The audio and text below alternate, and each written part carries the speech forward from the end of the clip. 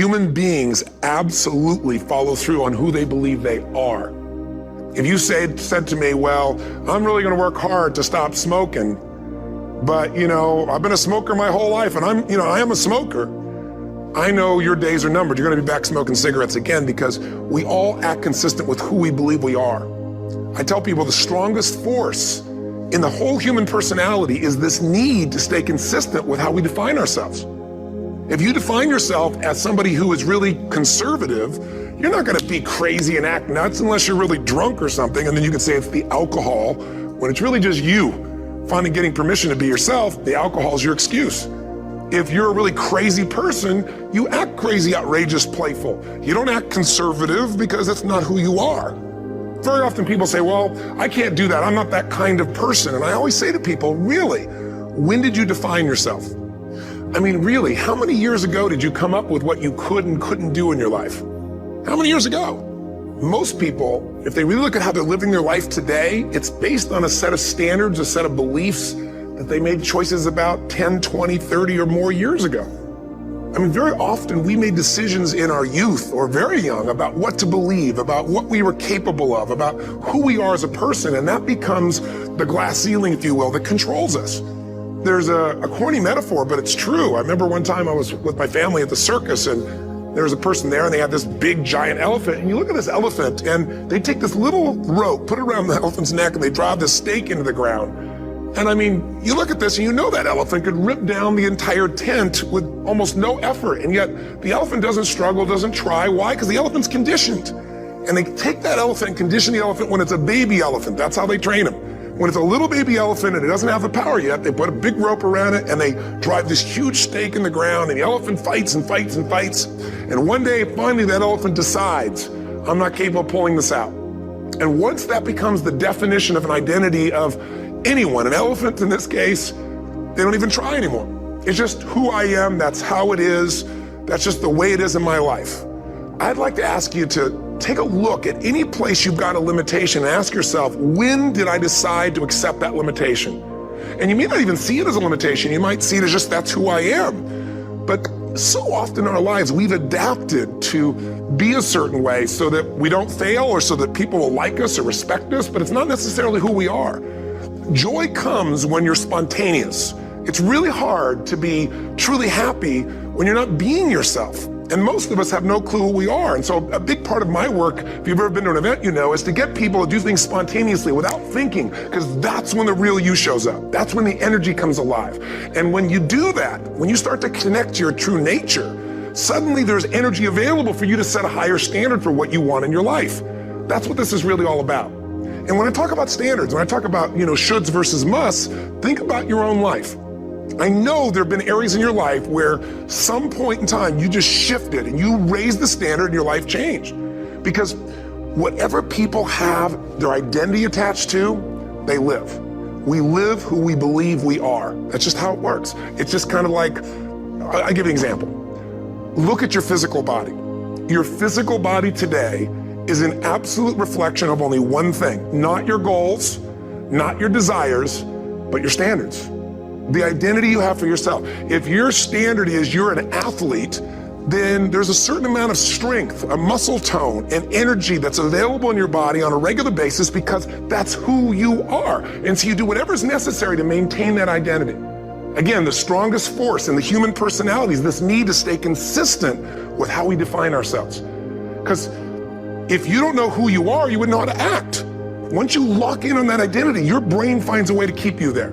If you say, man, I'm overweight, I've always been overweight, I'm big boned, and that's the story you've got, then you're gonna always find a way to get back there. That's your settling point. That's your identity. That's where things lock in. If you see somebody who's in really great shape, you ask them, do you work out? You know the answer. Yes, how often? And they'll tell you 3 times, 4 times, 5 times a week, whatever. In a seminar, I'll ask people, who here works out at least 5 days a week? And I'm stand up.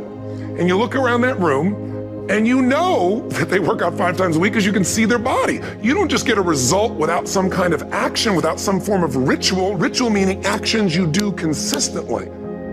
Now, do you think those people that are out there working out 5 days a week, do they have more time than you do? Or I have, or anybody else? Of course not. Is their life less busy? Of course not. It's just a must for them. They must work out that way, and they've made that turn and their life's changed. So I'm not saying you have to work out 5 days a week. I'm just saying whatever you really want, wants don't get met consistently, standards do. Whatever you identify, this is who I am. And so it's not so much about changing your identity as there's expanding it.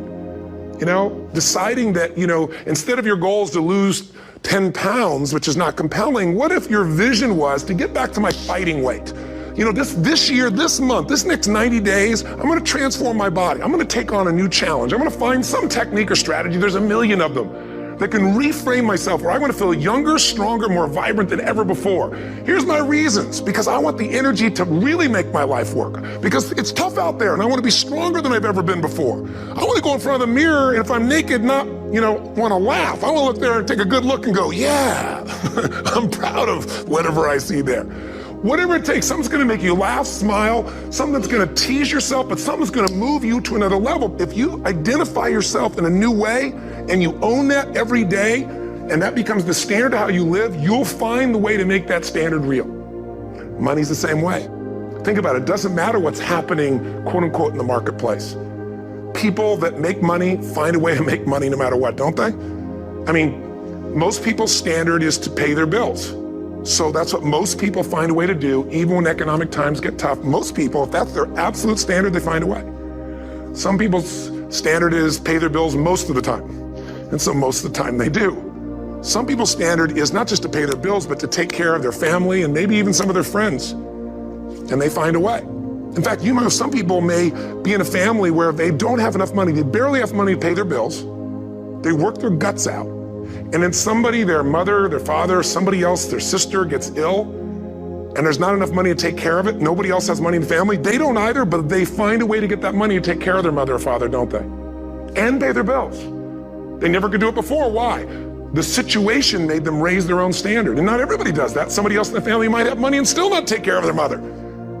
It all comes down to the inner game, my friends. Changing your life is a change in the inner game. The outside world you can't control, but you have absolute control over this one if you learn the dynamics of what shapes you. And identity is one of those simple, clear, fundamental basics that if you start to shift it, everything else will shift in your life as well. Some people, by the way, have to have more than enough money to do what they want, when they want, where they want, with whomever they want, contribute the way they want. And if that's their must, they find a way. I know that sounds overly simplistic, but it's true. Somebody once said you could take all the money in the world out of the hands of everybody, out of all the wealthy people in the world who are really successful, give it to other people. It wouldn't take too long, those people would have it back in their hands. It's not because they're manipulative, it's because they have a standard. Some are manipulative, don't get me wrong, but they got a standard of what they're gonna find a way to make happen. I'm just simply saying to you, take those 3 magic words and live them. Raise your standard. And if you really wanna do it, then I'll tell you the most important secret. Have you ever done this? Have you ever told yourself you're raising your standard? Okay, I'm gonna go make this happen. I'm gonna go make this much money. I'm gonna transform my kids. I'm gonna create the ultimate relationship in my life. I'm gonna transform my body, whatever it is. And then you don't have strong enough reasons and you don't use it. You don't follow through. It's because you didn't back up your standards with what makes those standards real, and that's rituals. Rituals are where the power is. Whenever we do our Robbins results coaching, we say Robbins equals results, the way we get results with people, it's the same way if you listen to my Ultimate Edge program, or back in the old days, Personal Power, or if you went to one of my seminars. You know what I do is I take these huge challenges you got and we break them down into little bite-sized steps. Little things you do each day that after you do them, you get so much momentum that it's easy to succeed. You're not overwhelmed. You have these victory day after day after day on little things. If you went through Ultimate Edge, I'm sure you learned about the hour of power, or the 15 minutes to be able to be fulfilled, or 30 minutes to thrive, where you literally just condition your body and emotion with a couple little rituals. So it doesn't matter what's going on in your world, you feel that strength, and it's not fake, it's not some pump up, it's coming from inside you, and it works. Rituals define us. See, all the results in your life are coming from your rituals. They start with a standard and then have rituals that follow it up. Like, for example, if you are where you want to be physically, you have very different rituals than if you're not where you want to be physically. If you're overweight, you and I both know you got a different ritual than if you're physically fit. Completely different. You get up in the morning, what's the first thing you do if you're fit? Your shoes are there, you roll over, Doesn't matter how you feel, you put on your shoes, you lace them, you start walking, or whatever that ritual is. If you're overweight, you roll over and you have a very different ritual. You might roll over several times to turn the alarm clock off. You go in and get your mocha, smocha, whatever, special coffee. You stop by at Starbucks, or whatever the case may be. You have your nice sugar muffin.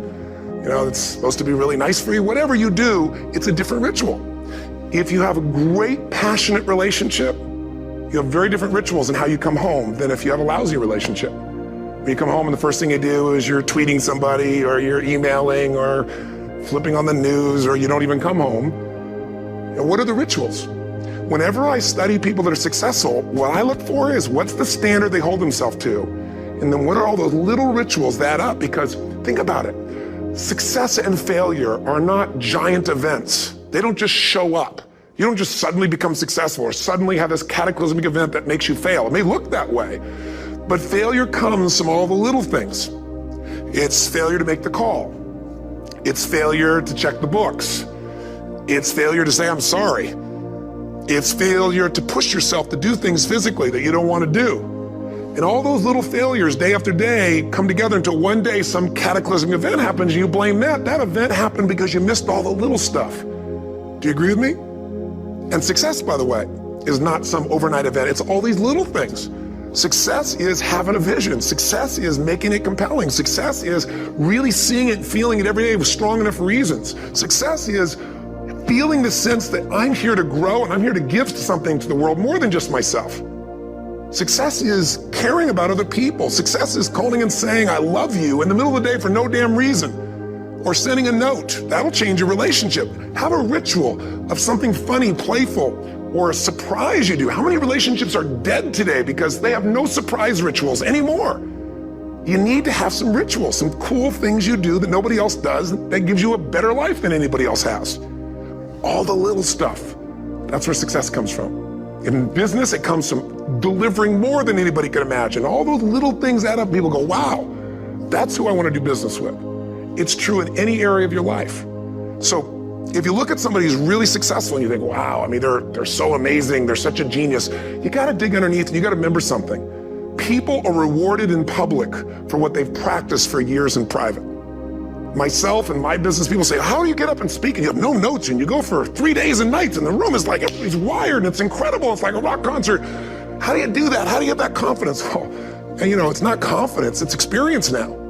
But I did so much behind the scenes and I still do to make things right. How many people would know that since the time I was 17 years old, before I walk out on stage, still do to this day, wouldn't need to do it, but I still do it, I never walk out there without being in an absolute peak state of mind. There are days my back is hurting, my throat is hurting, or I may have had a challenge, or my father passed away, and I've still got to deliver for these people because my standard is give my all every time. Every event has to be better. Talk to anybody who's been to our events for 5, 10 years, some of our trainers, and I'll say, I don't know how he does it. He always finds a way to make it better. That's not an ego thing. That's a standard in me. I have to find the way. And my ritual, though, is I prepare, I think, I gather new information, I figure out how to put something across better. What do people need? I spend time with our customers. I see what's going on. And before I get on stage each time, I have this little ritual to put myself in a state of mind. And I did it starting like 17 years old. I started doing it. I'd say, I now command my subconscious mind. And I say this out loud several times, this little phrase, set of phrases, as an incantation to kind of condition my mind and body. And I'd say, I now command my subconscious mind to direct me in helping as many people as possible today by giving me the strength and the emotion and the humor and the brevity, whatever it takes to show this person and help this person change their life now. And I started that with a person when I worked with people one-on-one, and I would do that for 45 minutes driving in my Volkswagen to go serve and coach somebody for the first time. Now I don't say that person, I say these people, and I can go out in a room of 10,000 people and deliver for 50 hours, and I do it every time I come back on stage. It's a ritual to go into peak state. Peak states don't just show up, they don't interrupt you. Great ideas don't interrupt you, you gotta pursue them. I talked to Michael Jordan, I'll never forget, at the peak of his career, and got to watch his final game. Saw him backstage and spent some time with him, and it was a pretty exciting time. He was the greatest basketball player I think that ever lived and has ever lived. And I asked him, I said, what sets you apart, Michael? What is it? And is it God-given talent, ability, skill? What is it? And he said, Tony, he said, I can shoot you straight. It's not, me trying to act humble. He goes, I have a lot of talent, a lot of God-given talent, a lot of skill. I've worked really hard. But he said, really? It's my standards. He said, every day I demand more from myself than anybody else could humanly expect. I'm not competing with somebody else. I'm competing with what I'm capable of. Magic formula. Because most of us lower our standards. Why? Because who you spend time with, my friends, is who you become.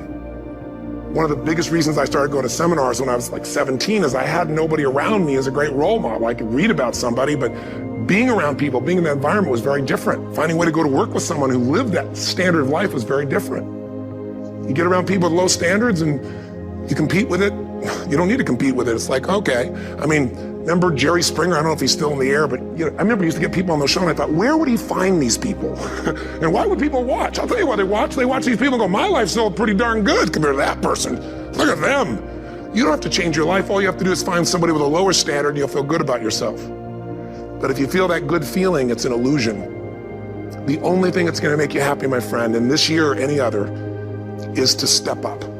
It's to raise the standard. It's to discover what you're capable of and feel that incredible power of pushing through whatever's holding you back and get to the other side of more of your true self. That's what this game's all about. And look at the best of the world in anything. Tiger Woods, what's his vision? To win golf tournaments? No, to be the best that ever lived. That's his goal. That's his vision. But here's what's interesting. He backs it up with rituals. If you just have a vision and you don't have the rituals, stop lying to yourself. His rituals are, he started doing things nobody did before. He went and started lifting weights. Golfers lifting weights? No way.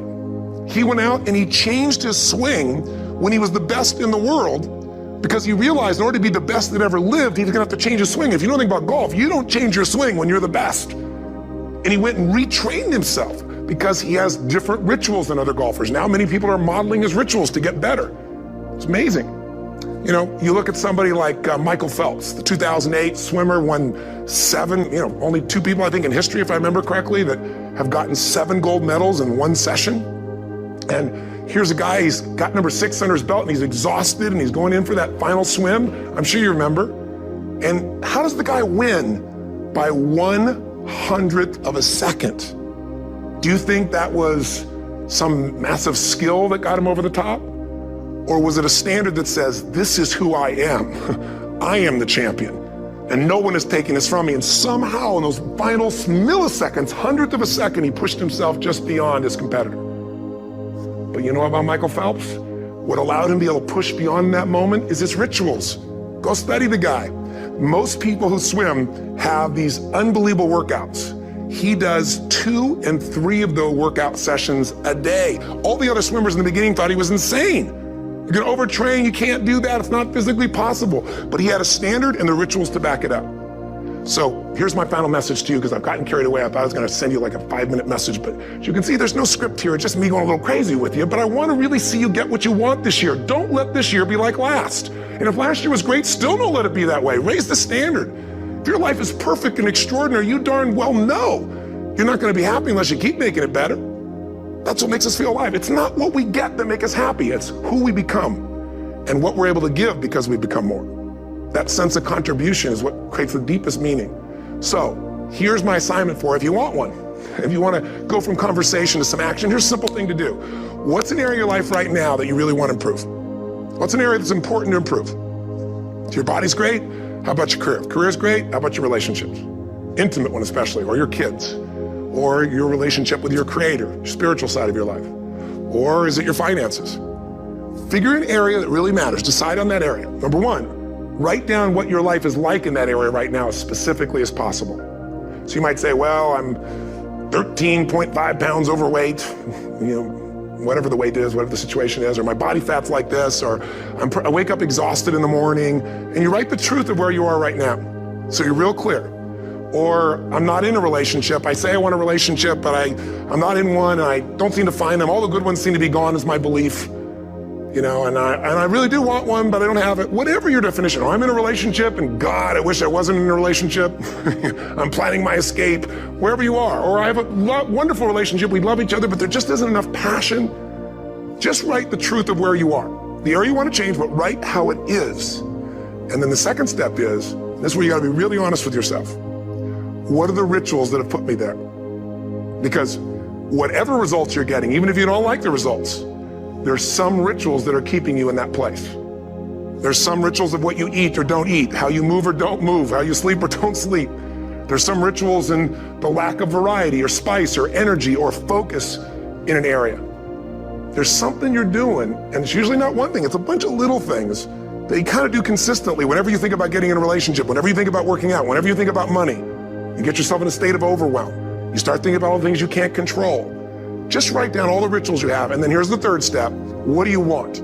What's your vision? And be really specific. I want to be my fighting weight. I want to be the strongest I've ever felt. I'm going to turn whatever it is, be specific. And then, last step number 4, what are the rituals that'll get you there? What would you need to do differently each morning if you're going to be that kind of energy, that kind of strength? How often would you work out? What days would you work out? What time? A ritual is something you do consistently, usually at a specific time, so it becomes automatic. Let me tell you something. Willpower doesn't last, but rituals can last a lifetime. I bet you have some rituals in your life right now you've been doing for years, even though some of them don't serve you. I'm just saying, wake yourself up. If you want a new year and a new life, you don't need to start on January 1st. Start today. Start with this little video. And just begin to see what happens and see how easy it is to just do a few little rituals. Don't do them all, just do 2 or 3 new things. And you know what happens? You'll get momentum. Because once you discipline yourself in one area of your life, you feel yourself doing it in other areas as well. I always say something that my original teacher taught me. I always remind people, there's always 2 pains in life. There's the pain of discipline, or there's the pain of regret. And discipline weighs ounces, as my friend Jim Rohn taught me. Regret weighs tons. You don't want to have regret. So right now, what do you want to change? What's it really like? What are the rituals that got you there? That'll take a little homework. If you're not sure, ask the people around you. They'll tell you what your rituals are. What do I really want in depth? What are the rituals that'll get me there? And then get yourself to start a few of those actions and lock them in place. If I can help you in any way, we're here as a company to support you. Come have an event with us. Come to Unleash the Power Within or Mastery University, or get a coach. You can get a free coaching session if you call our company and click on something on this. Will probably have something on it, or get a product, or don't do anything with us, but do something with somebody, starting with you. If you make the changes in yourself, you're going to be proud this year, and no amount of money or accolades from other people can mirror the feeling of being proud of knowing you've taken back control of your life, or you've taken a great life to another level. Because once you do that, you have something you can give other people, whether it be your kids or your friends or your family, and ultimately that's